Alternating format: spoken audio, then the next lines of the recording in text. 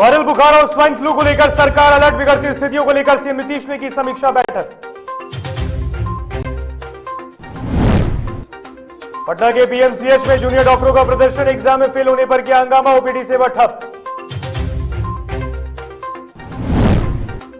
भागलपुर में कैदी की मौत पर हंगामा। मायागंज अस्पताल में किया हंगामा। परिजनों ने लगाया जेल में पीटकर मारने का आरोप। आरा सदर अस्पताल प्रबंधन का मानवीय चेहरा। बुजुर्ग महिला को स्ट्रेचर के अभाव में भटकना पड़ा। मंगल पांडे है जिले के प्रभारी मंत्री। सरायकेला में तेज रफ्तार का कहर। बस ने कार को मारी टक्कर। हादसे में 2 की मौत, 2 लोग घायल।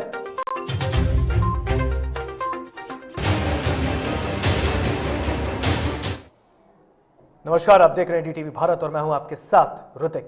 खबरें विस्तार से और इस वक्त की बड़ी खबर से आपको रूबरू कराते हैं। विजय रूपाणी ने इस्तीफा दे दिया है। गुजरात के मुख्यमंत्री विजय रूपाणी का इस्तीफा। इस वक्त की बड़ी खबर, गुजरात के निवर्तमान सीएम है विजय रूपाणी। बीजेपी आलाकमान के कहने पर यह फैसला लिया है। गुजरात के निवर्तमान मुख्यमंत्री विजय रूपाणी ने अपने पद से इस्तीफा दे दिया है। राजभवन पहुंचकर राज्यपाल को सौंपा इस्तीफा। थोड़ी देर में प्रेस कॉन्फ्रेंस को भी संबोधित करने वाले हैं। और इस पर अधिक जानकारी के लिए न्यूज रूम से हमारे साथ संवाददाता निर्भय फोन लाइन पे जुड़ चुके हैं। निर्भय, विजय रूपाणी गुजरात के मुख्यमंत्री, निवर्तमान मुख्यमंत्री, इस्तीफा दे दिया उन्होंने, वजह क्या? बिल्कुल ऋतिक, साफ तौर पर जिस तरीके से फैसले लिए गए हैं, ये फैसले काफी चौंकाने वाले रहे। लेकिन हालांकि ऐसा नहीं है पहली बार जब इस तरीके के फैसले लिए गए हैं। बीजेपी ने ऐसे जो आला कमान है बीजेपी का और केंद्र से जो बैठ करके बाकी अन्य राज्यों पर नजर लगाए हुए हैं, उनकी स्थितियां साफ तौर पर दिखती हैं और जो फैसले भी होते हैं वो हमेशा चौंकाने वाले होते हैं। और ऐसे में एक बार फिर से गुजरात के लिए भी जो फैसले लिए गए हैं वो काफी चौंकाने वाले हैं। लेकिन इसको लेकर के देखा जाए तो आगे आने वाले दिनों में सोच करके जो फैसले लिए गए हैं, इससे कहीं भी आप मुड़ करके नहीं देख सकते। क्योंकि अगर देखेंगे हालातों को तो अगले साल विधानसभा का चुनाव है गुजरात में, और ऐसे में नेतृत्व परिवर्तन की जो नेतृत्व है उस नेतृत्व परिवर्तन की उम्मीद की जा रही थी कि बीजेपी एक बड़ा दांव खेल सकती है। और ऐसे में विजय रूपाणी को अब इस्तीफा देने के लिए जो बातें कही गई, उसके बाद उन्होंने खुद राज्यपाल को जाकर के उन्होंने इस्तीफा सौंप दिया है। और अब इसको लेकर के ये भी कई कयास लगाए जा रहे हैं। अगर देखेंगे ऋतिक तो आप 3-4 ऐसे नाम चल रहे हैं जो कि गुजरात के मतलब राजनीति में एक नया चेहरे के रूप में उभर सकते हैं। इसमें एक नाम है नितिन पटेल, दूसरा नाम है भूपेंद्र सिंह चुड़ासमा और गुजरात के प्रभारी जो है, तो इन लोगों के नाम काफी तेजी से आगे चल रहे हैं। लेकिन अगर पूरे हालातों को लेकर के देखा जाए तो बीजेपी जिस तरीके से राज्यों को बचाने या फिर विधानसभा चुनाव को लेकर के वो लगातार फैसले लेती रही है। और ऐसे में अब गुजरात के चुनाव को लेकर के भी सरकार ने पूरी रणनीति बताई है। क्योंकि इससे पहले देखा गया था गुजरात में साल 2017 में इन विजय रूपाणी के नेतृत्व में एक सवाल है, विजय रूपाणी ने इस्तीफे से पहले एक बयान दिया। उन्होंने कहा है कि बीजेपी की यही परंपरा है, समय समय पर कर्तव्य परिवर्तित होते रहते हैं लोगों के। तो क्या कर्तव्य मिलेगा उन्हें? बिल्कुल, एक बार सवाल फिर से ऋतिक दोहरा दे। सवाल हमारा ये है कि विजय रूपाणी ने एक बयान दिया। उन्होंने कहा है कि भारतीय जनता पार्टी की ये परंपरा रही है कि समय समय के साथ कार्यकर्ताओं के दायित्व वो बदलते हैं। तो आप क्या दायित्व निभाएंगे विजय रूपाणी? बिल्कुल सही बात कहा आपने। क्योंकि विजय रूपाणी ने प्रेस कॉन्फ्रेंस उनका होने वाला था, जिसकी बातें अब हम लगातार कर रहे हैं। लेकिन अब विजय रूपाणी ने प्रेस कॉन्फ्रेंस कर दिया है और उन्होंने कहा है अपने प्रेस कॉन्फ्रेंस के दौरान कि बीजेपी हमेशा लोगों के लिए काम करती है, जनमानस को देख करके काम करती है। जो लोगों की मांगे होती हैं उसको पूरा करने के लिए हर वक्त स्थितियों पर नजर रखती है। और ऐसे में बीजेपी ने उनको जो आदेश दिया है, आला कमान ने जो उनको आदेश दिया उसका बखूबी वो पालन कर रहे हैं। और उन्होंने कहा कि गुजरात की विकास यात्रा के लिए प्रधानमंत्री के नेतृत्व में आगे भी नए काम करेंगे, नए उत्साह के साथ काम करेंगे, ऊर्जा के और नेतृत्व के साथ काम करेंगे। लेकिन ऐसे में सरकार ने खास करके अगर बीजेपी की बात करें तो बीजेपी ने आखिर क्या सोच करके या किस नेतृत्व के लिए विजय रूपाणी को हटाया है, नए चेहरे के रूप में अब किसको वहां पर स्थापित करेगी ये देखना होगा। लेकिन ये तय है कि गुजरात को भी जीतने के लिए, क्योंकि गुजरात बीजेपी का एक अहम गढ़ माना जा सकता है और गुजरात को किसी भी हाल में बीजेपी नहीं चाहेगी कि वो उसे गंवाए। दिखी होंगी तो शायद गुजरात से विजय रूपाणी को हटाया गया होगा। क्योंकि इससे पहले 2016 में तब भी विजय रूपानी को एक नए मंत्री के तौर पर, नए मुख्यमंत्री के तौर पर रखा गया था, जब आनंदीबेन पटेल को 7 अगस्त 2016 को इस्तीफा देना पड़ा था। तो इस्तीफा के बाद एक बार फिर से आए और इनको भी इस्तीफा देकर के हटना पड़ा है।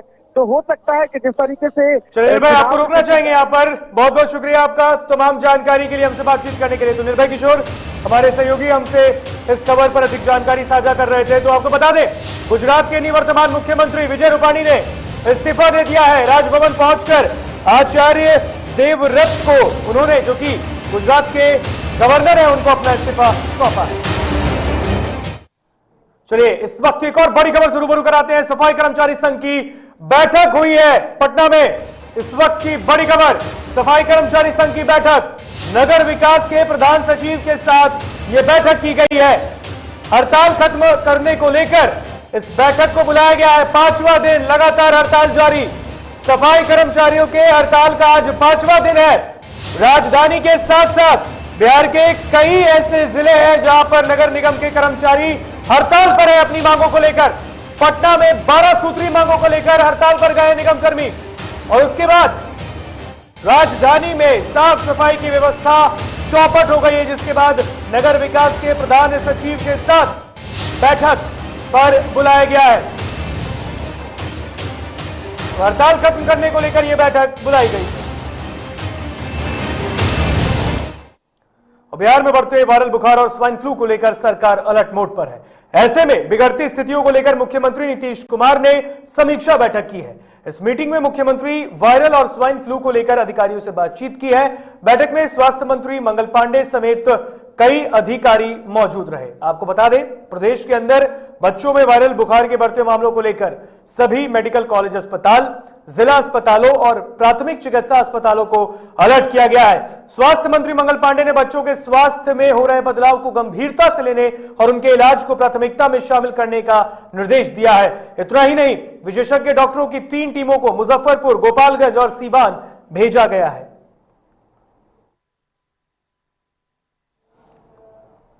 इधर नेता प्रतिपक्ष तेजस्वी यादव ने मुख्यमंत्री को पत्र लिखा है।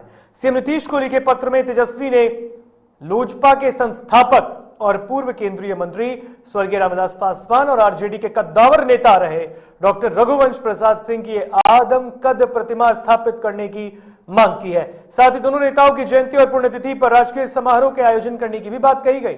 इतना ही नहीं, तेजस्वी यादव ने यह भी लिखा है कि रघुवंश बाबू के उन मांगों को भी पूरा करें जो उन्होंने अपने आखिरी समय में मुख्यमंत्री को लिखे पत्र में किया था। आपको बता दें कि नेता प्रतिपक्ष तेजस्वी यादव ने पत्र लिखने से पहले गुरुवार को गोपालगंज जाने के दौरान मीडिया से बातचीत करते हुए भी इन मांगों को रखा था। बीजेपी के पूर्व केंद्रीय मंत्री और रेलवे संबंधी संसदीय स्थायी समिति के अध्यक्ष राधा मोहन सिंह दरभंगा जंक्शन की व्यवस्था को लेकर अधिकारियों के साथ बैठक की और कई दिशा निर्देश दिए। राधा मोहन सिंह ने कहा कि ओवैसी देश के लिए कोरोना वायरस है और तुष्टीकरण की राजनीति करते हैं। राधा मोहन सिंह ने तेजस्वी यादव के पैसा बांटने वाले वायरल वीडियो पर भी कहा कि उनकी पुरानी रीति है जो इस समय वो कर रहे थे। जब उनसे पूछा गया कि क्या रामविलास पासवान की बरसी पर प्रधानमंत्री आएंगे, उन्होंने कहा बिल्कुल, समय होगा तो प्रधानमंत्री जी आएंगे और हम सभी के लिए पासवान जी प्रतिष्ठित नेता थे जिनका हम सभी को मान और सम्मान करना चाहिए। 2021 के जुलाई महीने में भारत सरकार रेल मंत्रालय ने जिला किसान है दरभंगा जो यहाँ रेलवे स्टेशन है, हमारे यहाँ के सांसद और विधायक लगातार मांग कर रहे थे, इसको विकसित किया। तो रेल मंत्रालय भारत सरकार ने इस रेलवे स्टेशन को रेल लैंड विकास अधिकरण को सुपुर्द किया, इसको विकसित किया। तो मैं आज उनके दिल्ली से सभी अधिकारियों को लाया था और आज जो यहाँ बात सामने आई है, ये लगभग 16 एकड़ जमीन में तो आवासीय परिसर है, तो लगभग 40 एकड़ रेलवे का ये परिसर है। तो हमारे अधिकारी आए हैं और 4 महीना के अंदर इसका मैप तैयार करेंगे और उस मैप अभी तो इस रेलवे स्टेशन पर एक नया प्लेटफार्म और बैक के पीछे गेट निर्माण का काम हो रहा है। भविष्य में 2065 तक यात्रियों की क्या अनुमानित संख्या होगी, उसको ध्यान में रखते हुए हमारे अधिकारी इसके विकास की योजना बनाएंगे। और केंद्रीय मंत्री बनने के बाद जेडीयू के पूर्व अध्यक्ष आरसीपी सिंह शनिवार को पहली बार रोहतास जिला पहुंचे। कार्यकर्ता मिलन कार्यक्रम के तहत उनका जगह जगह भव्य स्वागत किया गया। रोहतास में प्रवेश के बाद विक्रमगंज में कार्यकर्ताओं ने बैंड बाजा, घोड़ा, हाथी, ऊंट के साथ उनका भव्य स्वागत किया है। रास्ते भर में जगह जगह तोरण द्वारा बनाए गए थे और मंच भी बनाए गए थे। जदयू शिक्षा प्रकोष्ठ द्वारा उन्हें मंच पर माल्यार्पण के बाद चमचमाता मुकुट कार्यकर्ताओं द्वारा पहनाया गया। जिला मुख्यालय में भी केंद्रीय मंत्री का उत्साह के साथ स्वागत किया गया।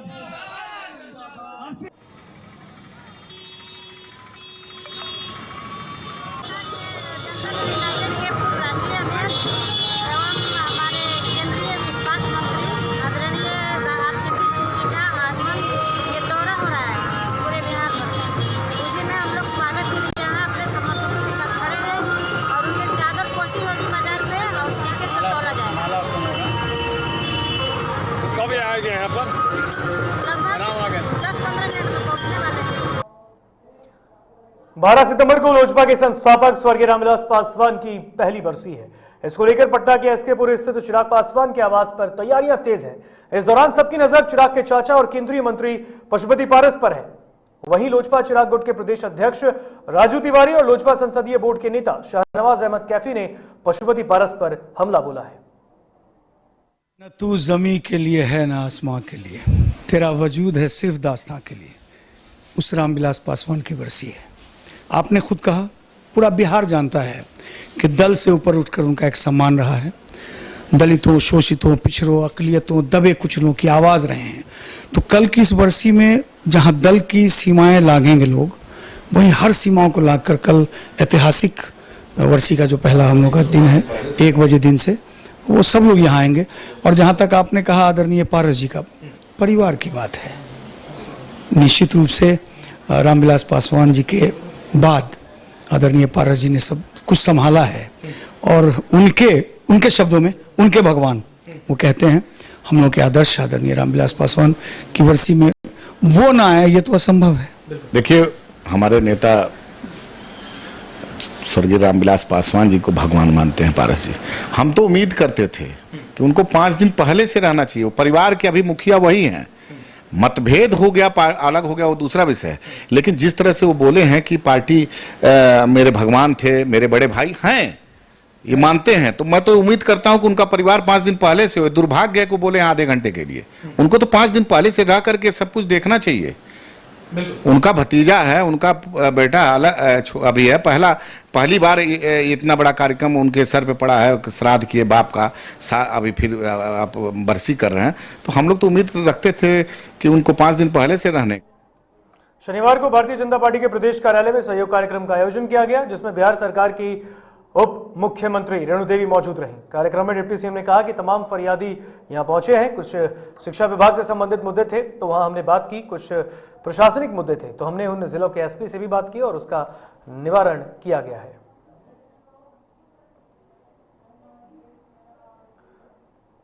खबरें आगे और भी हैं, लेकिन यहां रुकेंगे एक छोटे से ब्रेक के लिए, कहीं मत जाइएगा।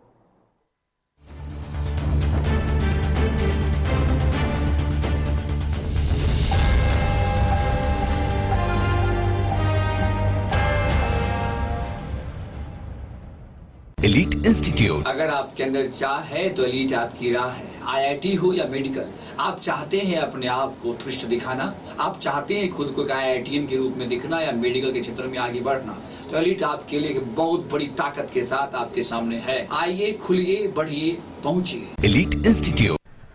दादी, इतने सारे पापड़ बन गए, क्या करे? कच्चा पापड़, पक्का पापड़, एक्स्ट्रा पापड़, इंस्टा पापड़, कक्कर दादी की छत का पापड़ विद ऑनलाइन प्रेजेंस बन गया धाकड़। फोन पे करके ऑर्डर ही ऑर्डर, सब वाह हो गए इसको खाकर। कच्चा पापड़, पक्का पापड़, चंडीगढ़ टू चेन्नई बढ़िया सापड़। कच्चा पापड़, पक्का पापड़, एक्स्ट्रा पापड़, इंस्टा पापड़। बिजनेस बढ़ाओ इंडिया के फास्टेस्ट 4G के साथ, स्पीड से बढ़ो विद वी गिगानेट। घर चाहिए, मकान चाहिए कि चाहिए दुकान, या फिर चाहिए जमीन जायदाद, वो भी बिना ब्रोकर, बिना कमीशन के, 100% लीगल, अधिक जानकारी के लिए देखिए हमारा खास कार्यक्रम बिल्डिंग बाजार।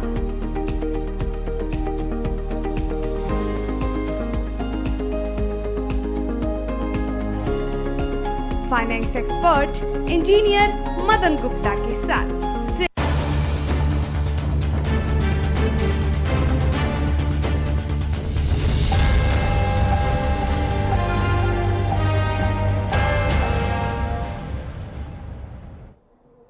ब्रेक के बाद एक बार फिर स्वागत आपका डीटीवी भारत में। बढ़ते हैं खबरों में आगे।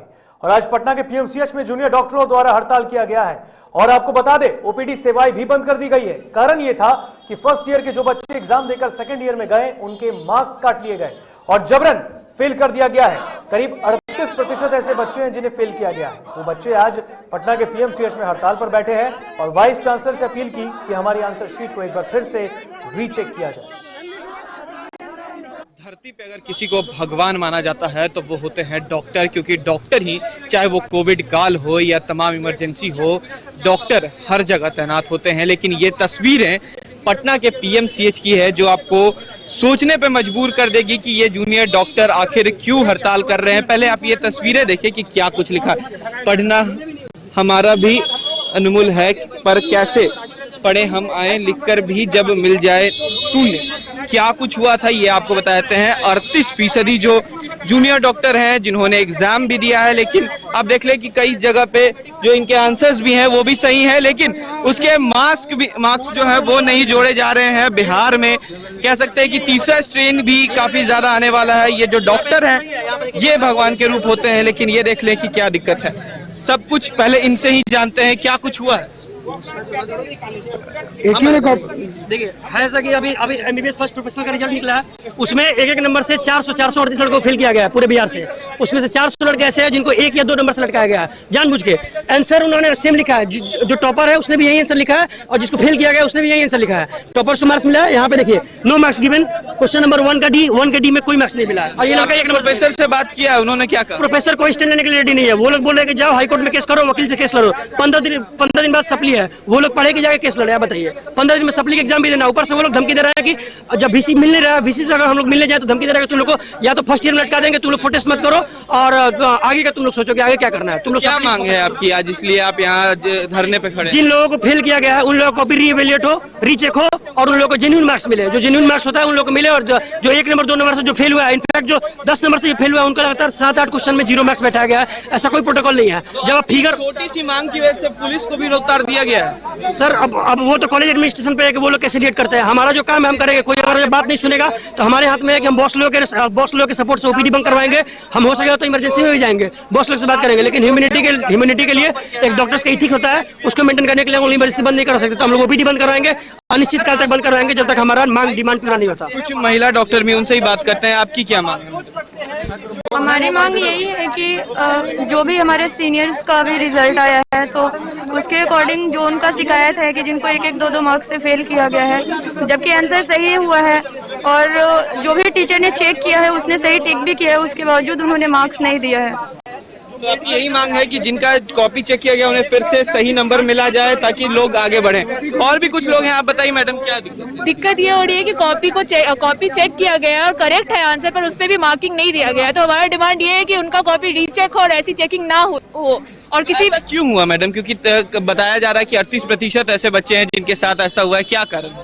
नेग्लिजेंस की वजह से, उनका नेग्लिजेंस है। 1-2 नंबर से उन्हें फेल किया जा रहा है, जबकि एक इंसान वो आंसर लिखा है उसका सही है और दूसरा इंसान वही आंसर लिखा है उसका गलत है, उसे 1-2 नंबर से फेल किया जाता है। अच्छा, वीसी से आप लोग मिलने गई हैं, क्या कुछ बोला गया? हम लोग गए थे मिलने, ये प्रिंसिपल सर से भी मिलने गए थे, उन्होंने भी कुछ नहीं कहा। हम लोग के फिजियोलॉजी के HOD सर से भी हम लोग बात करने गए थे, वो भी बोले कि हम साथ है पर ऐसा कुछ साथ नहीं देते हैं। उन्होंने बस सबसे ज्यादा इम्पोर्टेंट है कि हमारे टीचर्स, हमारा कॉलेज हमारे साथ दे, पर ऐसा सपोर्ट हमें मिल नहीं रहा है। अगर उनका सपोर्ट रहेगा तभी कुछ हो सकता है और ये बच्चों के फ्यूचर के साथ खिलवाड़ हो रहा है, क्योंकि आज हमारे बैच के साथ हुआ है, हो सकता है कल हमारे जूनियर्स के साथ हो या कल सीनियर्स के साथ हो। तो हमारा डिमांड यही है कि ऐसा चीज ना हो, कॉपी सही तरीके से चेकिंग की जाए और जिन बच्चों ने मेहनत किया है, बच्चा 2-2 साल मेहनत कर रहा है पर उसको रिजल्ट नहीं मिला है, तो ये चीज़ नहीं हो, क्योंकि हम लोग एक ऐसे मतलब ऐसे स्ट्रीम में है, हम लोग MBBS पढ़ने आए हैं यहाँ पे, पर ऐसा कुछ हम लोग को आउटकम नहीं नज़र आ रहा है।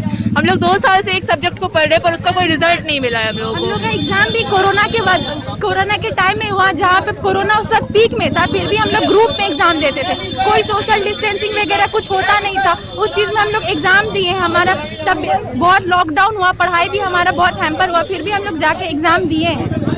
ये तो आपने सुना कि तमाम जो सेकेंड ईयर के स्टूडेंट हैं मेडिकल के, उनका एक ही मांग है कि फिर से कॉपी चेक की जाए, जिस तरीके से मार्क्स में गलती की गई है उसको देखा जाए, उसको सुधारा जाए। हालांकि जो वीसी हैं वो साफ तौर पर इससे इनकार कर रहे हैं और कह रहे हैं कि आपको नहीं मिलने दिया जाएगा, हालांकि समय भी नहीं मिल लोगों को दिया जा रहा। अगर ऐसे पे धरती पे अगर किसी को भगवान माना जाता है तो वो डॉक्टर होते हैं, और डॉक्टरों के साथ अगर ऐसा होता है तो फिर सरकार की व्यवस्था क्या है ये भी आप देख सकते हैं। कैमरा पर्सन अमित के साथ मैं उत्कर्ष, DTV भारत, पटना। बेगूसराय में राष्ट्रीय लोक अदालत का आयोजन जिला व्यवहार न्यायालय परिसर में किया गया है, जहां दोनों पक्षों के सहमति के आधार पर 14 पीठों पर मामलों की सुनवाई हुई। राष्ट्रीय लोक अदालत के सफल आयोजन के लिए विगत कई दिनों से लगातार प्रचार प्रसार, जागरूकता रैली और न्यायाधीशों के द्वारा बैठक की जा रही थी। लोक अदालत में अधिक से अधिक मामलों के निपटारे के लिए सवार ऑनलाइन आवेदन ही लिए गए। आज माननीय जिला एवं सत्र न्यायाधीश के तत्वावधान में लोक अदालत, राष्ट्रीय लोक अदालत का आयोजन किया गया है, जिसमें हम लोगों के द्वारा केसों का निष्पादन करना है, जितने भी लंबित मामले हैं उनका निष्पादन करना है। दोनों पक्षों के द्वारा तय करने पे, समझौता हो जाने पे यहाँ पर केसों का, लंबित केसों का निष्पादन होगा। और हम लोग अभी बहुत भीड़ भी लगी हुई है, बहुत लोग आ रहे हैं अभी, और उम्मीद है कि अच्छी संख्या में केसों का निष्पादन किया जाएगा। यहाँ औरंगाबाद जिले के व्यवहार न्यायालय के विधिक सेवा प्राधिकार परिसर में राष्ट्रीय लोक अदालत का उद्घाटन प्रभारी जिला जज ओम प्रकाश सिंह, फैमिली कोर्ट के जज रामलाल शर्मा और विधिक सेवा प्राधिकार के सचिव प्रणव शंकर ने संयुक्त रूप से दीप प्रज्वलित कर किया। इस मौके पर उपस्थित सभी जज ने बैंक कर्मियों और न्यायिक पदाधिकारियों को संबोधित करते हुए इस लोक अदालत में अधिक से अधिक वादे के निष्पादन की अपील की।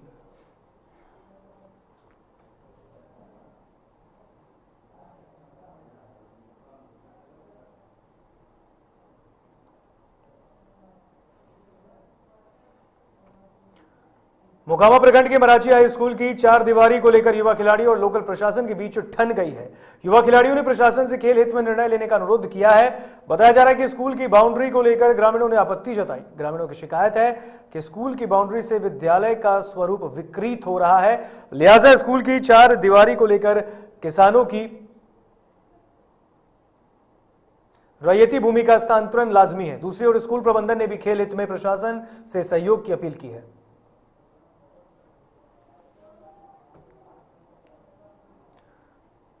2 साल पहले जिस गांव में 60 से 70 घर का परिवार हंसी खुशी अपना जीवन यापन करता था, आज उस गांव में मगरमच्छों के आतंक से ग्रामीण पलायन करने लगे हैं।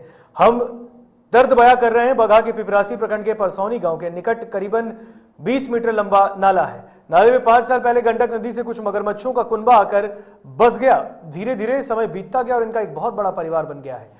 जब अपनी भोजन की तलाश में रिहायशी इलाकों में डेरा डालने लगा है, आलम यह हो गया कि कभी इनके बिस्तर के नीचे तो कभी किचन में आ जा रहे हैं मगरमच्छ, और अब इनको मगरमच्छों के आतंक से उन परिवारों के सभी तरह के काम बाधित हो गए हैं।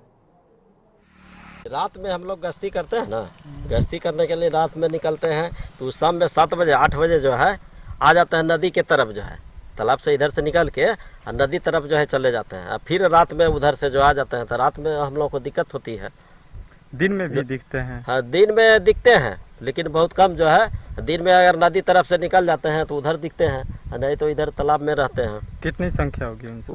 60 के लगभग आसपास है। भागलपुर में कैदी की मौत के बाद मायागंज अस्पताल में परिजनों ने हंगामा किया है। परिजनों ने कैदी को जेल में पीटकर मारने का आरोप लगाया है। परिजनों के मुताबिक कैदी कुछ दिन पहले शराब पीने के मामले में पकड़ा गया और उनका आरोप है कि कैदी को जेल में पीट कर मार डाला गया। कैसे हुआ ये मामला? रविवार को दिन इसने हल्का शराब पीने में पकड़ा है। ठीक, तो 11वीं रात में पकड़ा, तो सोमवार के दिन इनको जेल भेजा। जेल भेजने के बाद जेल में इनको खरीद थाना में कोई मारपीट इनको नहीं किया, ठीक ना, एक भी लपड़ा नहीं मारा, कहीं भी दाग नहीं था। हम लोग जो देखें उनके बाद जेल जाने के बाद उसी दिन सोमवार के दिन जेल जो दिया, जेल में इनको मार करके उनके बाद यहाँ रख दिया ला करके यहाँ। नालंदा के गिरियक थाना इलाके के बरबीघा गांव में उत्पाद विभाग ने छापा मारकर 2 लाख विदेशी शराब बरामद किया है। मामले में एक धंधेबाज को भी गिरफ्तार किया गया है। शराब जमीन के भीतर गाड़ कर रखा गया। कमरे से भारी मात्रा में विदेशी शराब बरामद किए गए और एक्साइज इंस्पेक्टर विजय कुमार ने बताया कि पंचायत चुनाव को लेकर जिलाधिकारी के निर्देश पर यह छापेमारी की गई। मौके से शराब कारोबारी चंदन कुमार को गिरफ्तार किया गया है। तो उन्होंने बताया कि यह शराब पंचायत चुनाव में खपाने के लिए मंगाई गई थी।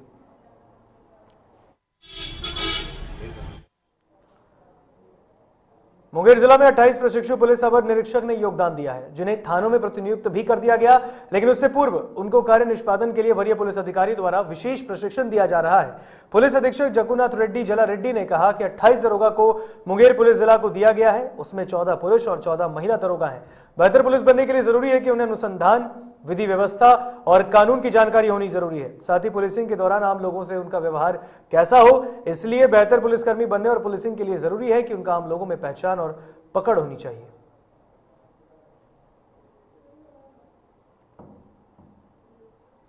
मुंगेर में नमामि गंगे कार्यक्रम के तहत चल रहे 2 दिवसीय कार्यक्रम के तहत गंगा का संरक्षण एवं आजादी का अमृत महोत्सव कार्यक्रम के दौरान शहर के भगत सिंह चौक से शहर के विभिन्न सरकारी स्कूली बच्चों के द्वारा जागरूकता रैली निकाली गई। इसका समापन सूजी घाट पर हुआ। इस दौरान स्कूली बच्चों के द्वारा गंगा बचाने के प्रति जागरूकता नारे लगाए गए और प्रभात फेरी के दौरान स्थानीय लोगों को गंगा को साफ सुथरा रखने के साथ स्वच्छ एवं निर्मल बनाने के प्रति जागरूक किया जा रहा था। इस दौरान शिक्षा विभाग के वरीय पदाधिकारी सहित शिक्षक शिक्षिका सहित बड़ी संख्या में स्कूली बच्चे मौजूद रहे।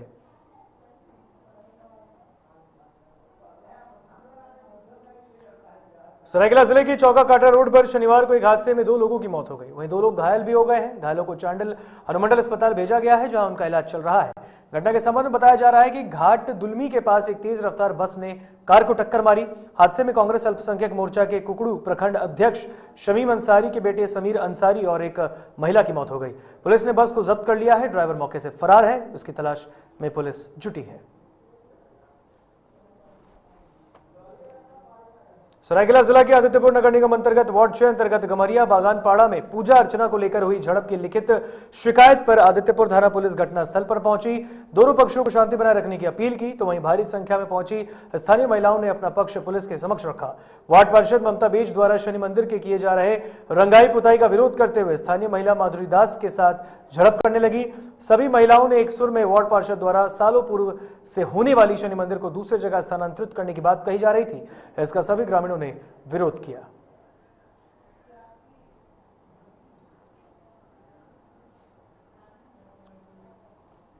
जमशेदपुर के मारगो थाना अंतर्गत कुमरूम बस्ती के पहाड़ी में तब हड़कंप की स्थिति पैदा हो गई जब स्थानीय लोगों ने वहां एक बच्चे का शव देखा। जानकारी के मुताबिक बच्चा 2 दिनों से लापता था, तो वहीं इसकी जानकारी मिलने के बाद मौके पर पहुंची पुलिस ने शव को कब्जे में लेकर पोस्टमार्टम के लिए भेजा और मामले की जांच में जुटी है। और फिलहाल खबरों में यहां बस इतना ही। अपने आप को स्वस्थ रखें, सुरक्षित रहें। नमस्कार।